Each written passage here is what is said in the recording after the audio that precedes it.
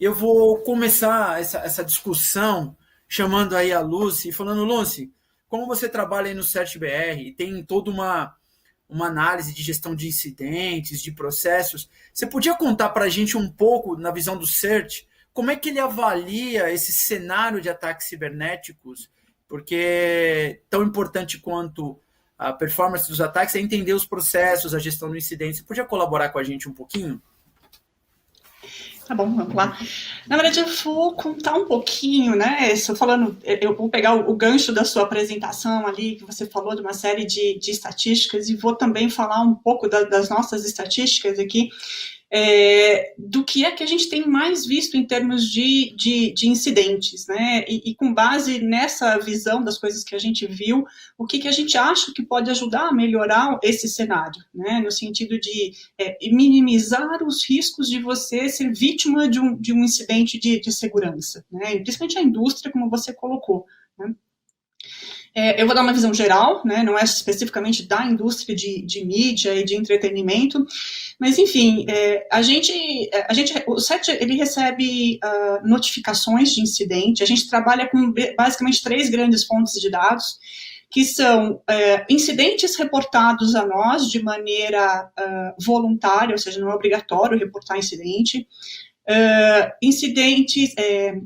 dados que a gente recebe, que a gente tem da nossa rede de sensores de honeypots, e também feeds de dados que a gente recebe de organizações internacionais que são parceiras nossas, né, que têm as suas próprias redes de honeypots, os seus próprios sistemas de detecção, e que quando identificam ataques ou incidentes relacionados a redes brasileiras, eles compartilham esses dados conosco, né. Então, com base em todo esse conjunto de dados, a gente consegue enxergar algumas coisas, né. Então, assim, nos últimos anos, os incidentes que a gente mais tem visto são ataques de negação de serviço, né, e scan de rede buscando por algumas coisas, em particular como chama? Ataques de força bruta de senhas, né? Então, isso a gente vê 2 coisas, né? Nos ataques de negação de serviço, as notificações de ataque, né? A grande maioria disso dessas notificações são empresas estrangeiras e outras instituições reclamando de ataques vindos do Brasil, iniciados na rede brasileira. E a gente viu que tem algumas origens muito particulares. Há uns anos atrás, a gente via que eram muitos serviços de rede mal configurados, sendo abusado para gerar ataque a terceiros, e depois a gente começou a ver uma migração para dispositivos de IoT na rede sendo invadidos e virando botnets, que também são utilizadas para atacar redes de terceiros, né? Então, na outra parte, a gente viu muito scan de rede, então mais de 50% das notificações que a gente viu são scan de rede, buscando o quê? Buscando serviços de autenticação, né? SSH, Telnet, uma série de serviços tentando fazer força bruta por senhas, né? E aí invade dispositivo, invade sistemas em geral, também para transformar esses dispositivos em bots, né? Então, esses foram os maiores geradores de incidentes que a gente teve aí nos últimos anos. Óbvio, tivemos também outras, como fraudes, como vírus, né, worms e tudo mais, mas os principais que a gente mais viu foram a negação de serviço e os scam buscando alguns serviços particulares de rede. Bom, se a gente pensar nesses principais elementos que a gente tem mais visto, e se a gente pensar também que a gente não tem recursos infinitos para fazer gestão de incidentes, para fazer gestão de riscos, para fazer mitigação desses riscos, né?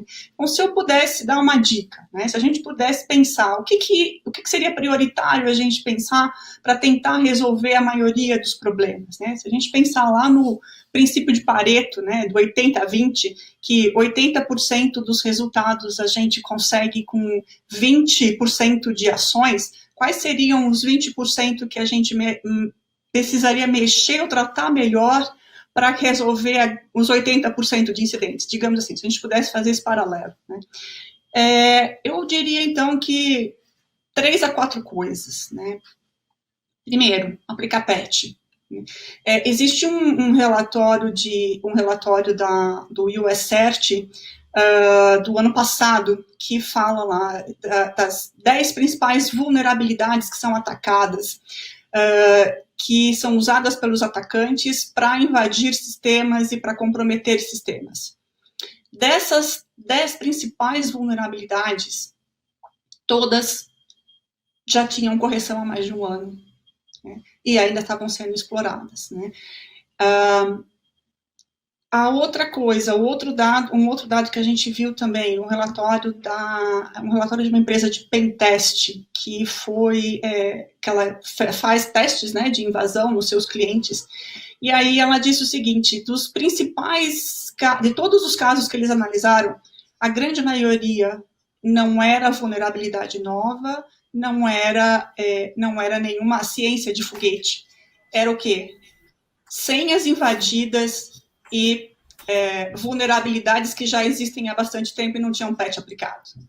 Então, se eu pudesse falar, o que foca? Foca em aplicar patch, foca em sistemas de autenticação mais fortes. Senhas, hoje em dia, elas vazam muito facilmente, né, porque os sistemas estão vulneráveis. Existem senhas fracas, então a gente sabe lá as top senhas que as pessoas usam, né? 1, 2, 3, 4, 5, 6, Corinthians, e por aí vai, né? Então, a senha por si só, ela já não é um mecanismo de segurança que dá para confiar. A gente precisa ter alguma coisa a mais. Então, a gente reforça lá a necessidade do autenticação em duas etapas, ou two-factor authentication, né? Além disso, focar também na conscientização dos seus usuários, né? A gente vê que uma das outras portas de entrada são os tais dos phishings, né? Então, quando chega um phishing na caixa postal do seu funcionário e ele clica naquele link que veio no e-mail, você vai acabar tendo o teu parque infectado e ele ganha a tua rede interna e daí ele parte, né, para fazer ataques internos na tua rede. E a última coisa que eu diria também é hardening. O que é hardening? É você fazer a configuração dos seus serviços de maneira que eles sejam seguros. Porque as coisas que vêm de fábrica, elas vêm sem nada, né? Elas vêm para funcionar. É o famoso next change, né? E aí, se você não fizer o mínimo de configuração, de segurança, para que aquilo seja melhor, você vai acabar sendo invadido por um serviço mal configurado, né? Então, aí vem as senhas que vêm por padrão, e aí, eu falo de tudo, né? Vai desde os sistemas web, dos sistemas que estão lá na internet recebendo conexão dos seus usuários, até a câmera de TV, a câmera que está lá captando e conectada na internet mandando streaming, né? As câmeras têm firmware. Firmware é basicamente um software, e software tem bugs, né? Então, a gente tem que pensar que toda a cadeia precisa ser atualizada, né? Desde os sistemas lá, web, até também os dispositivos IoTs que a gente conecta na nossa rede. Câmeras, dispositivos de gravação de vídeo, dispositivos, né, de segurança como um todo, que acabam também sendo alvo aí dos ataques. E, obviamente, senha, né? Senhas são é o caminho mais fácil para os atacantes. Eles não vão tentar explorar um zero day que é difícil, eles vão buscar o caminho mais fácil, em geral, né? E aí, como exemplo, até recentemente tem o caso da Colonial Pipeline, né, que a gente viu há semanas atrás. Uma rede de distribuição de petróleo e de combustíveis nos Estados Unidos, que foi vítima de um ataque ransomware, teve que gastar lá os seus milhões de dólares para conseguir voltar a operar. E como foi que eles conseguiram acesso à rede? Foi uma conta de VPN que tinha vazado no underground, né? Então, basicamente, acho que essa é uma figura do que eu posso dar de dados e de dicas para a gente pensar.